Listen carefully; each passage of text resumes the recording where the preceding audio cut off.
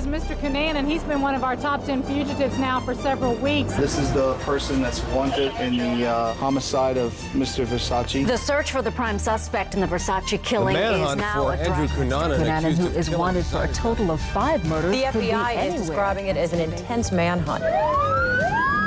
Everybody's got to help us put this guy in jail. Cunanan should be considered extremely dangerous and armed at this time. He always wanted to be someone. He wanted to be famous. He wanted to have money. He wanted to have all the toys. I always remember looking at him and going, wow, how does he pull it off? You know, he's really got this energy about him. He did have a real role to him. He was a party fellow. He had this certain laugh about him that could be heard on the other side of the bar. Ha, ha, ha, ha, ha, ha. He was a big teddy bear, always there with a hug and sweet and kind. I would have never in a million years dreamed that Andrew could hurt someone. Andrew Cunanan was a loser. He wanted to be a part of the society, but he wanted to cheat his way into it. I think while all this was going on, Andrew was wondering where he was going to place in the Serial Killer Hall of Fame.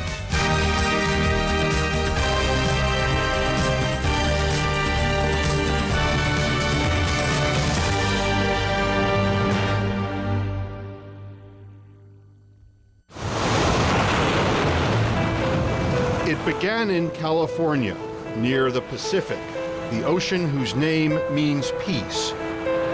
But the life of Andrew Cunanan was anything but peaceful. He spent his life trying to stay one step ahead of everyone else.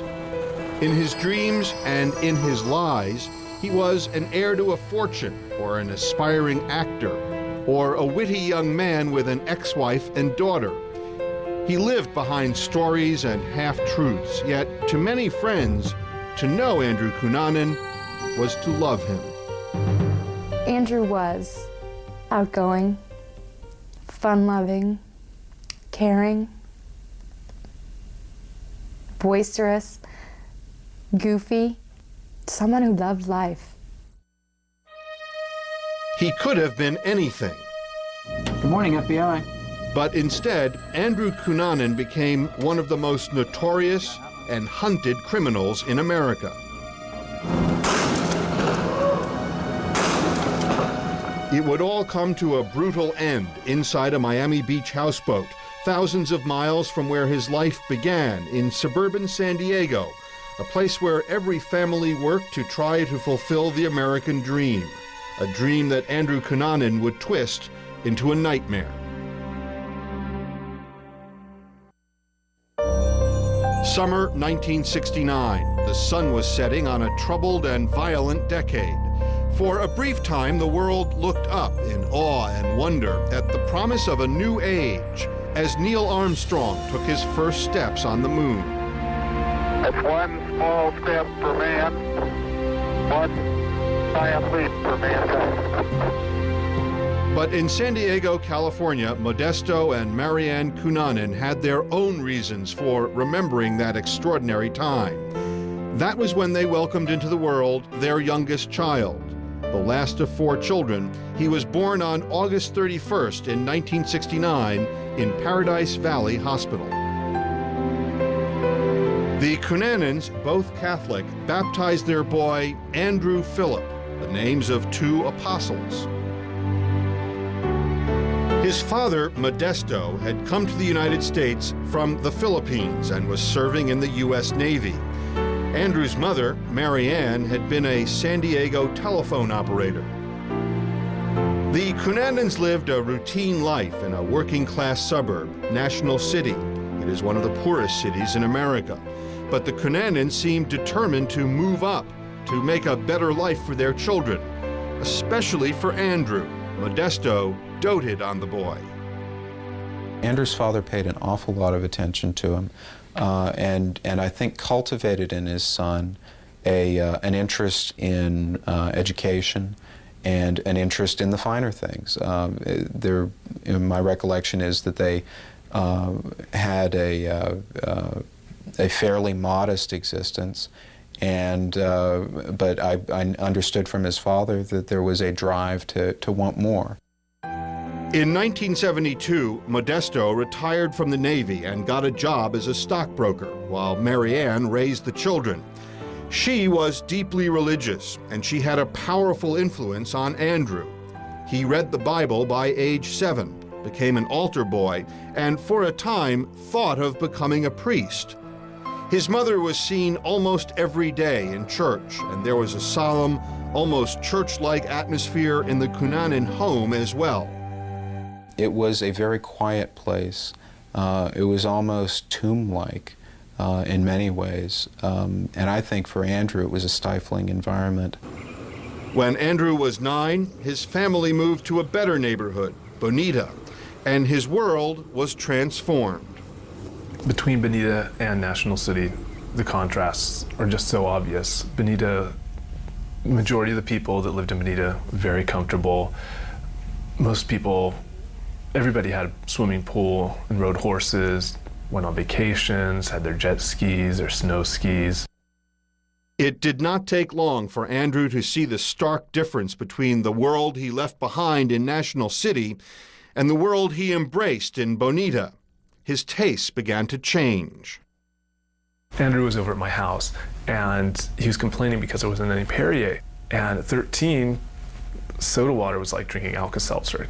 You know, you just didn't want it. And he was complaining because there wasn't any. And I thought, I just 13 years old complaining there wasn't any Perrier. To me, that was just really bizarre. Well, he would be the type of person that people back at that time, if they had penny loafers, would put pennies inside their penny loafers. But he'd be the type of person that put dimes. It was just like one up on everyone else, you know, just to make himself known. When he was a teenager, his parents moved again to Rancho Bernardo. The Cunanans had climbed one more rung up the economic ladder. But friends remember the Rancho Bernardo house for other reasons. It was basically, by and large, dirt out in the backyard. And Andrew used to point through vertical blinds at the back of his house to the backyard and tell me about his father doing target practice for the Filipino mafia. And I would just laugh him off.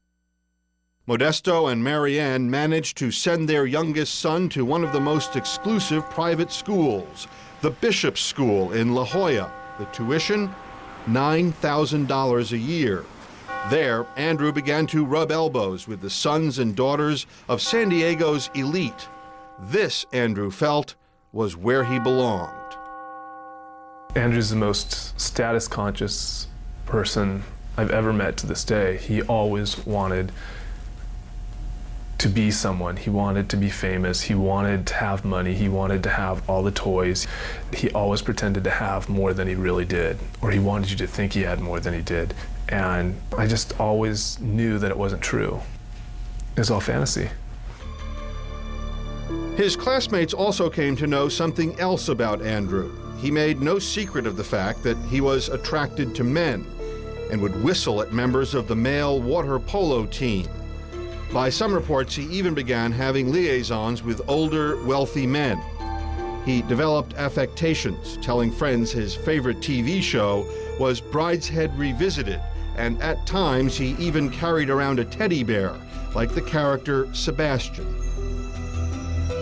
Andrew could be colorful and exuberant among his friends, but some saw his behavior as little more than an act. I believed probably 10% of what Andrew said, and 90% of it I wrote off to Andrew wanting attention.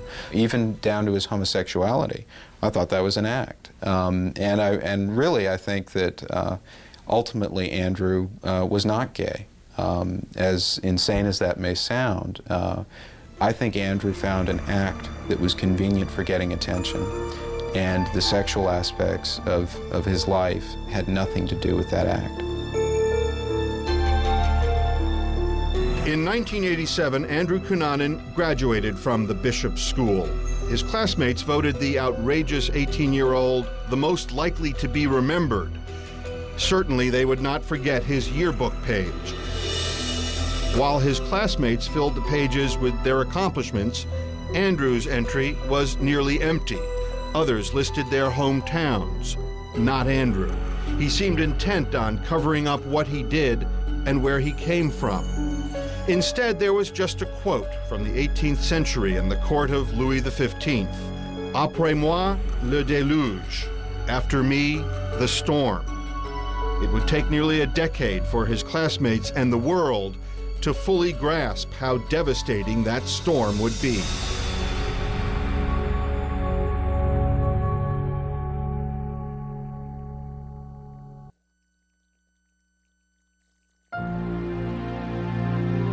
By 1987, Andrew Cunanan had gone from the lower-class streets of National City to the comfortable avenues outside La Jolla. He had no intention of stopping there. After graduating from the Bishop School, he entered the University of California at San Diego, where he majored in history.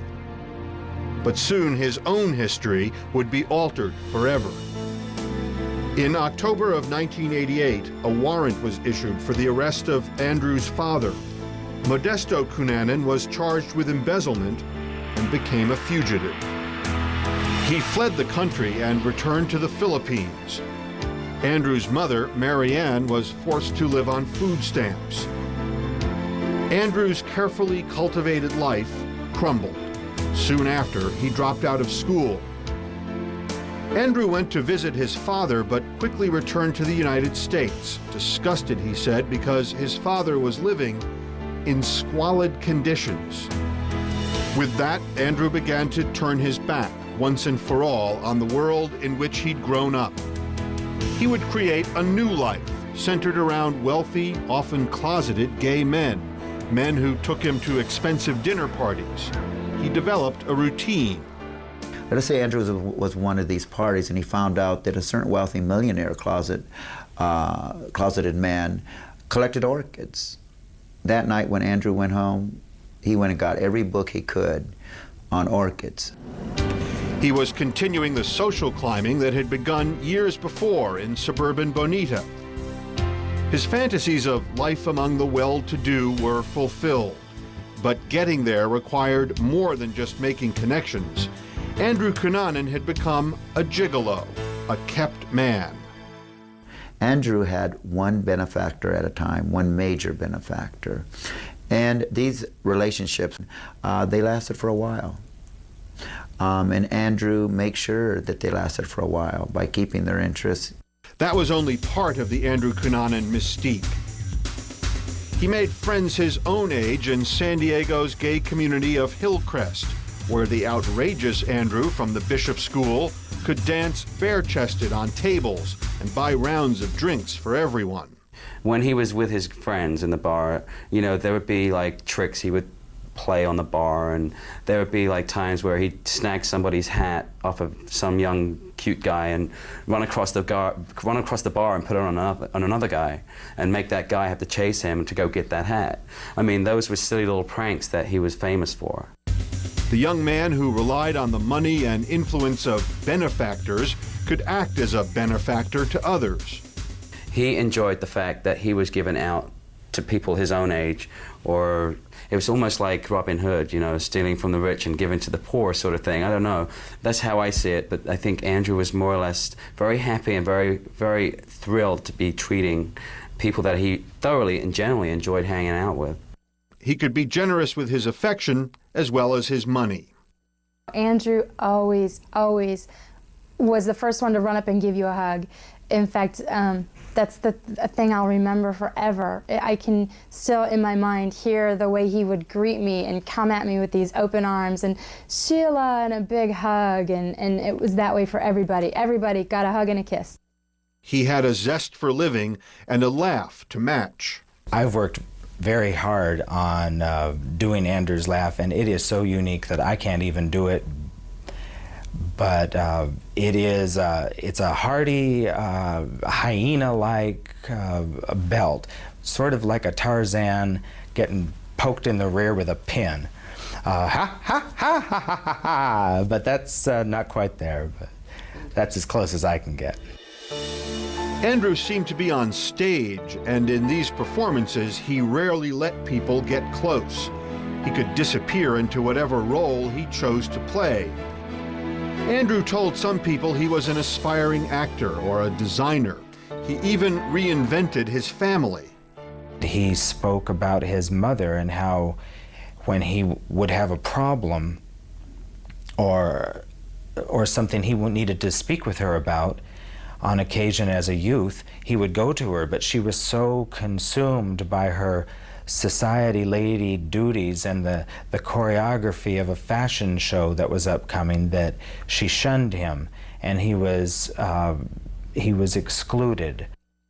He told some that he came from a rich Jewish family, or that his father owned a home on the Riviera, and it could get even more incredible. He also spoke of having an ex-wife and a young daughter, and in fact at one point in time produced photographs to document this theory, and they were taken in the most beautiful home. Some friends knew him as Andrew Cummings. Most were told his name was Andrew De Silva. He became an enigma, a blend of so many fictions, it was impossible for anyone to know who he really was. A few did get close to him. One was a graduate of the U.S. Naval Academy, Jeffrey Trail. The two became almost like brothers. You heard the admiration when he talked about Jeff.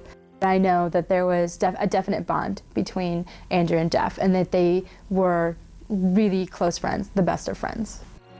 Then there was architect David Madsen from Minnesota. The two met while Madsen was visiting friends in San Francisco and soon became involved. Andrew told friends Madsen was the love of his life. But Andrew knew only one way to support himself. He took up with another so-called benefactor, Norman Blatchford, a businessman in his late 60s. He kept Andrew in a $900,000 home and gave him an allowance, reportedly $2,500 a month. For Andrew, National City must have seemed a distant memory. But by the fall of 1996, it was all about to end. Andrew's relationships began to dissolve. Madsen had lost interest in Andrew, partly, it seems, out of fear. He was wondering about where Andrew Cunanan was getting this money. He thought it was very strange that Andrew would not give him a phone number where he could reach him. And he also wouldn't even give him an address in San Diego. And so that's why David felt that there was something weird about Andrew, and something sinister and something shady. In the fall, Jeff Trail decided to take a job as a manager for a propane delivery company. He ended up moving to Minnesota, near David Madsen. Jeffrey Trail is highly respected, didn't know a lot of people here in Minnesota, and apparently Andrew suggested that he get in touch with David Madsen. And David Madsen actually helped show him around town. Around this time, Andrew's relationship with Blatchford came to an end. Suddenly, money was hard to come by. I was talking to him one night at the bar, and he told me that he'd gone to this one particular straight bar, and there aren't that many in Hillcrest. And I was totally alarmed because I was like, well, what are you doing there? And he looked at me and he goes, oh, you don't know? He goes, that's where I do most of my business. I put two and two together and knew that he was selling drugs. Friends suspected he was also taking drugs. They also heard he was getting into sadomasochism. He went to some after-hours place, and he did get into some leather, and the leather and S&M and so forth. Andrew was a master in that scene, and the sadomasochist scene. So Andrew always had to be controlled, even sexually. Andrew began to put on weight. Even his demeanor seemed to change. I saw Andrew last New Year's this past year, and I was so excited to see him again because I hadn't seen him in like 8 months or so, and it was very strange because he was different. I didn't get the Sheila and the big hug. It was, oh, hi, how you doing? A little hug in passing, and on he went. In April of 1997, Jeffrey Trail told a friend in Minnesota that he had had a huge falling out with Andrew. I made a lot of enemies this weekend, Trail said. I've got to get out of here. They're going to kill me. Jeffrey Trail had a lot of apprehension about how he felt about Andrew Cunanan. He felt he had a very dark side to him. He was he didn't feel very comfortable with him, and we theorize that perhaps he told David Madsen, you know, stay away from Andrew Cunanan, you know, don't get involved with him. Andrew, however, was not prepared to stay away from them. He told friends he was moving to San Francisco, but first, he said, he had some business in Minneapolis. And I said to him, I said, well, you know what, you'll be back. And I said that to Andrew, and he looked at me and he goes, trust me, you don't know me, I won't be back. The night before he left, some friends hosted a party for him at a favorite restaurant. A last supper for a departing friend. At one point, it was most peculiar, there was almost silence after talking about the attitudes people had established, or whether they knew Andrew well or not at all, and he gave the retort that, in fact, nobody really knew who he was, that everyone had their own version of who he was, but nobody really knew the truth. The next day, Andrew Cunanan left for Minneapolis. He had spent his 27 years striving to be someone better, someone richer. He had measured his life by fashion magazines, dinner menus, and street addresses, by what he could show or show off. His life story was constantly being rewritten, but now the next terrifying chapter was about to unfold.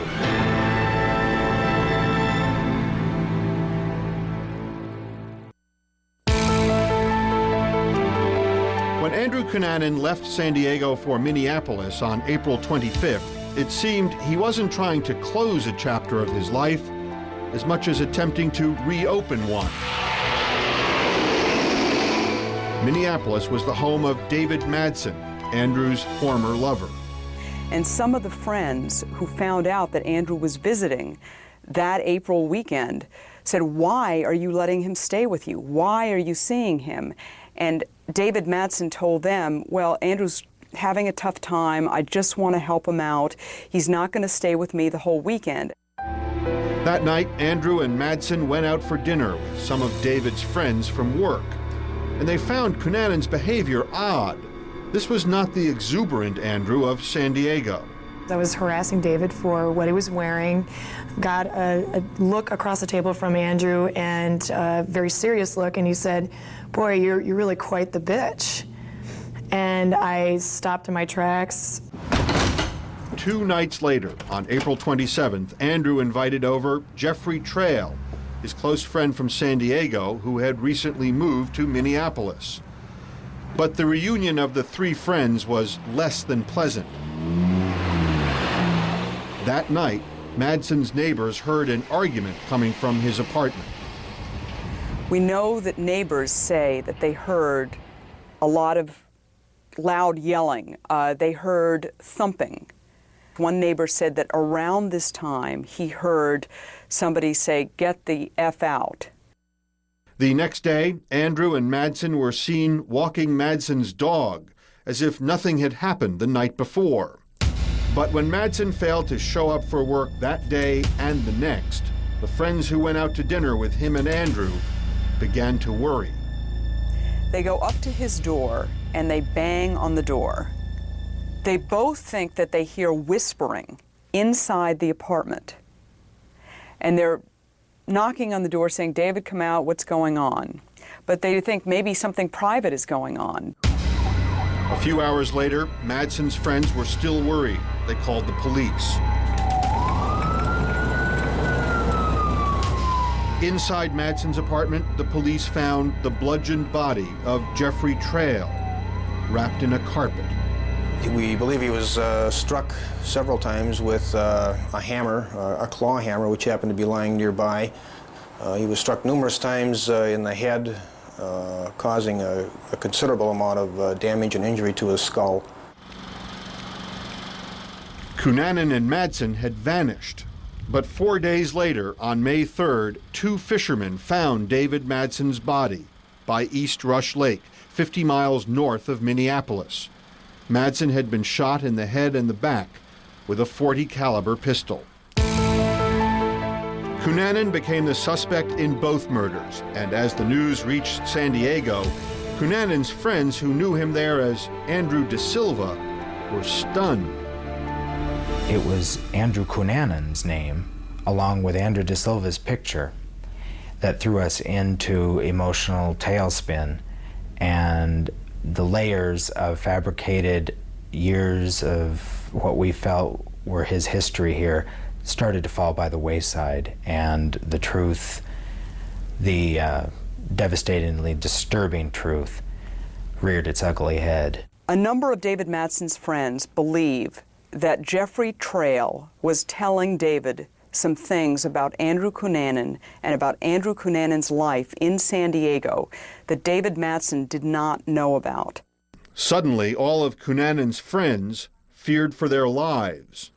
Maybe he was going to go after all his friends, you know, and I think that drove the fear more than anything. If you can kill the two closest people to you, you can kill anybody. But Andrew Cunanan did not come after his friends in San Diego. Instead, he headed east, driving David Madsen's Jeep to Chicago. There, it appears he went to the Gold Coast townhouse of Chicago real estate tycoon Lee Miglin. On May 4th, the police found Miglin's body in his garage. Miglin had been stabbed repeatedly in the chest with garden shears. His throat was slashed with a saw blade. His head was wrapped in masking tape, resembling the bondage masks worn in S&M films. $2,000 was missing, along with several expensive suits and Miglin's 1994 Lexus. That night, the police discovered a red Jeep Cherokee around the corner from Miglin's townhouse. The car was identified as belonging to David Madsen. Andrew Cunanan was now the prime suspect in 3 murders. Police believe Lee Miglin was a stranger to Cunanan.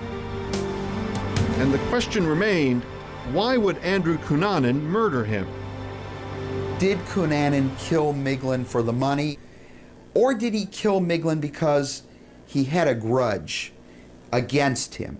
Literally, because he detested so much what he couldn't have but found so attractive in the victim. The success, the celebrity, the wealth. Flowers continue to arrive, friends and well-wishers continue to stop by the Miglin's Gold Coast townhouse, and the questions remain. The media across the country were now reporting on a trail of terror. The papers and the airwaves were filled with theories about his M.O. In a spree killer, as we have with Andrew Cunanan, the spree killer will select victims oftentimes in the beginning that he's knowledgeable with, has associated with, and from that point, his victims become anybody, any place, anytime.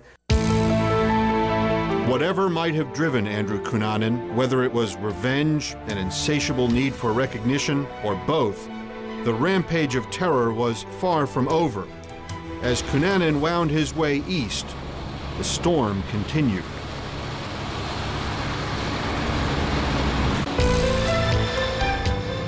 By May 5th, 1997, Andrew Cunanan was a man on the run, suspected of murdering 3 men in cold blood within 1 week, and a man who seemingly behaved as though he thought he could get away with it.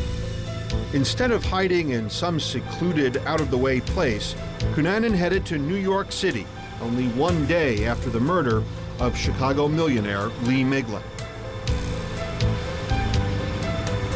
You know, I think we have this stereotypic image of the serial killer as kind of a glassy-eyed lunatic, kind of like the ones that we see in slasher films.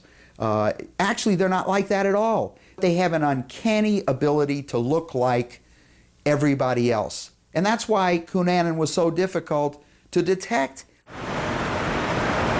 Like most visitors to the Big Apple, Cunanan went shopping. The young man, known for his sophisticated taste, shopped along elegant 57th Street, visiting the original Levi's store. And he went to the movies at least twice. And there's evidence that he also visited this club in the Chelsea district. But on May 8th, Cunanan hit the road again. still driving the 1994 Lexus stolen from Lee Miglin. Cunanan was brazen enough to use the car's cellular phone. The police intercepted 2 calls made just outside Philadelphia. That next morning, the Philadelphia police held a news conference at about 11 o'clock, announcing that Andrew Cunanan had used Lee Miglin's cell phone in the Lexus in the Philadelphia area. Obviously, Cunanan was listening to his radio, heard it, and said, "I've got to get rid of this car." Not long after, Cunanan abandoned the Lexus at a cemetery in southern New Jersey. According to authorities, Cunanan shot and killed William Reese, the caretaker of the cemetery, then drove off in Reese's pickup truck. The death toll had now grown to 4 victims, and with the body count mounting, Andrew Cunanan's infamy reached a new level. The FBI placed him on its 10 most wanted list. And the television program America's Most Wanted spread the word. Look carefully at this picture. It's the most recent photograph of Andrew Cunanan, who police believe is responsible for a 2-week killing spree that's claimed 4 innocent lives. Experts don't believe the killing is over. South Beach, Miami, Florida. It's believed Andrew Cunanan arrived there on May 12th, and to him, it could be the perfect place to hide out. It's one of the hottest sort of strips in America, models, movie stars, a lot of media. And so it's a place where he would have felt comfortable and where he could have easily mingled with people in bars and felt at home. Cunanan checked into the Normandy Plaza Hotel and was, according to the hotel's employees, a quiet, unassuming guest. Even though there was a manhunt on for him, Cunanan lived at the hotel day after day, week after week, as spring turned into summer. But by July 7th, it appears Cunanan was running out of money.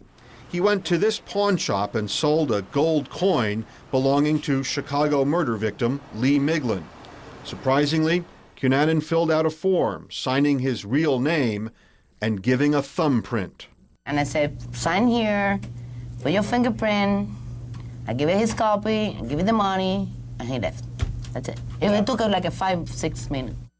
The shop's manager, by law, sent a copy of the form to the police, who were required to review it. But due to a backlog of paperwork, it went unnoticed. Cunanan was spotted again on July 11th in this sandwich shop, when one of the cashiers recognized him from watching America's Most Wanted and called 911. When he came in front of me, and when I was watching the show, you know, I pay attention, and it's just boom, right then and there, it just clicked.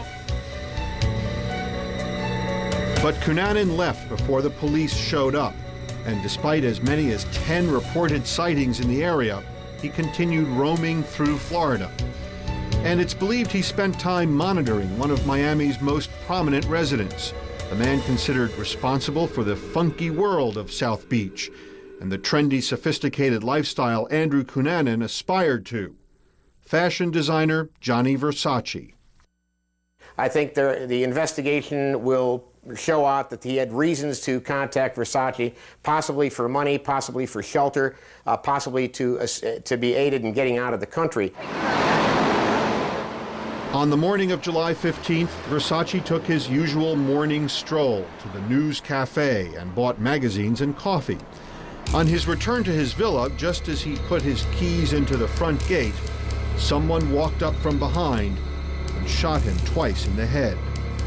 Yes, the man's been shot. Please, immediately, please. Okay, hold on. How did he get shot, sir? I don't know. He was walking in front of his home. It's Gianni Versace. I saw Gianni Versace laying face down on his steps with his head blown off, with his face shot off. Looked like execution style, shot in the head right on his steps where that blood is. As the gunman fled, several people, including Versace's longtime companion, Antonio D'Amico, chased after him, but they were frightened away when he waved a gun at them. At Miami's Jackson Memorial Hospital, Gianni Versace was pronounced dead. And with the news, there was an outpouring of grief.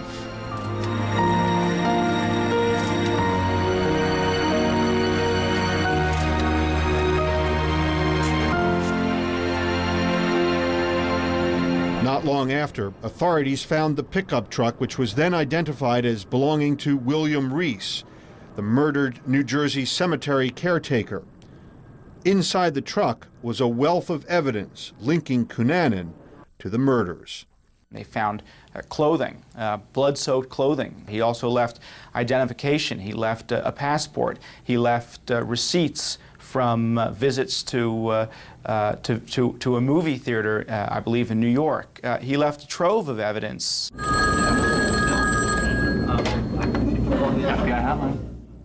With this evidence in hand, the FBI and the Miami Beach police believed they had their prime suspect in the murder of Johnny Versace.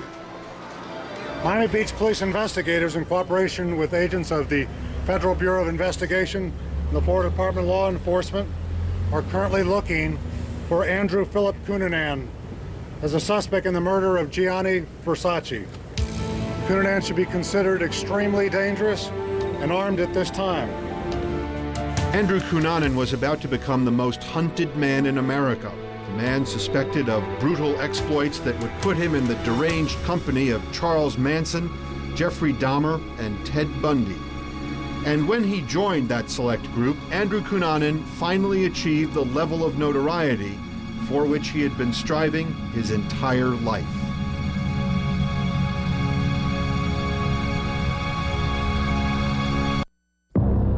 Andrew Cunanan, the brash kid who craved the spotlight, the one whom classmates had labeled most likely to be remembered, was suddenly not just famous, but infamous. His name and face were plastered on storefronts, on the front pages of newspapers, and on television newscasts around the world. Continúa la masiva búsqueda de Andrew Cunanan. Hundreds of agents in southern Florida searching for the killer of designer Gianni Versace. Hundreds of tips are coming into the FBI. The FBI is reaching out to anyone. Police say Cunanan, who is wanted for a total of 5 murders, could be anywhere. Nobody's safe in this, and that's the point we have to get across. Everybody's at risk. Everybody's got to help us put this guy in jail. You said he got on at the Logan Airport stop? Okay. Soon there were sightings, tips from around Florida and from places as varied as Michigan and New Hampshire and Wisconsin. Hundreds of calls from people saying they had seen someone who looked like Andrew Cunanan. But authorities conceded that could mean anything. For a while, they even speculated he was dressing as a woman. But the truth is, no one could be certain. A few days after the Versace killing, vital clues began to turn up. Investigators searched the Normandy Plaza Hotel, where a worker believed Andrew had been staying under a name similar to one of his aliases. I get the creeps, you know, because the guy was very nice. You cannot think nothing wrong about that guy, believe me. When police searched his room, they found fashion magazines and a set of hair clippers. Police seemed to be on Andrew's trail, but no one could predict where that trail would lead. With the Versace killing on everyone's mind, authorities tightened security at fashion shows in New York. Nobody knew where Andrew Cunanan might strike next. Crime Stoppers. At one point, more than 1,000 tips a day were pouring in from around the country, 400 a day in South Florida alone. Many came from the area off Collins Avenue in Miami Beach, where yachts and houseboats are docked. Investigators began to step up surveillance in the area. They became more convinced that Andrew Cunanan had not fled Florida. On Wednesday, July 23rd, Fernando Carrera stopped by to check on a large blue houseboat where he worked as a caretaker. The owner was away on business, and Carrera routinely looked in on the houseboat every couple of days. But this day, the caretaker noticed a lock missing from the front door. Before he could investigate further, he heard a gunshot. Carrera ran outside and called 911. Within the hour, streets were sealed off, heavily armed police moved into the area, and a tense standoff began. We do don't know exactly what we have on our hands here, but I will tell you for sure this is something big. Local television programs followed the unfolding drama and reported on the speculation that the stranger in the houseboat just might be Andrew Cunanan. Everybody involved in the search for Andrew Cunanan are at this scene and firmly believe this must be him, or they would be elsewhere right now. Soon, authorities shut off electricity in the area. For 4 hours, police waited and watched. Finally, they fired tear gas into the boat. Here we go, guys. Here we go. Through the clouds of smoke, they searched. Upstairs, in the master bedroom, they found a man wearing only boxer shorts, lying face up on the bed. On his stomach, a .40 caliber gun. The man had what looked like a week's growth of beard. He had shot himself in the mouth. After several hours, authorities matched the fingerprints on the body to those from the pawn shop. It was Andrew Cunanan. All across the nation, our citizens can stand down and breathe a sigh of relief. The reign of terror brought upon us by Andrew Cunanan is over. And so it ended, a life that had begun amid the working-class immigrants of National City that had sought glitter and money and good times in the bars and mansions of San Diego, that had cultivated fine clothes and fascinating friendships.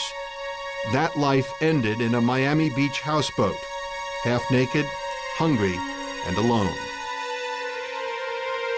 We built Cunanan up in the media somewhat as this sort of cool character who was, calmly eluding this massive dragnet. But you have to imagine that Cunanan must have felt a lot of fear. The long climb ended with a terrifying and bloody fall. Police believe Andrew Cunanan left behind 5 victims, 6 grieving families, including his own, and many unanswered questions. In learning about Andrew Cunanan, the one thing that kept coming to the surface is this flamboyant, egotistical individual who continued to spend a lot of money and, in this case, forgot to leave the ultimate tip, that being why he did what he did. The sensationalism hasn't died down yet, but once it does, he's just another common criminal. That's all he is. He's nothing special. He's just a common thug. I think his friends will remember him as the fun-loving guy that he was.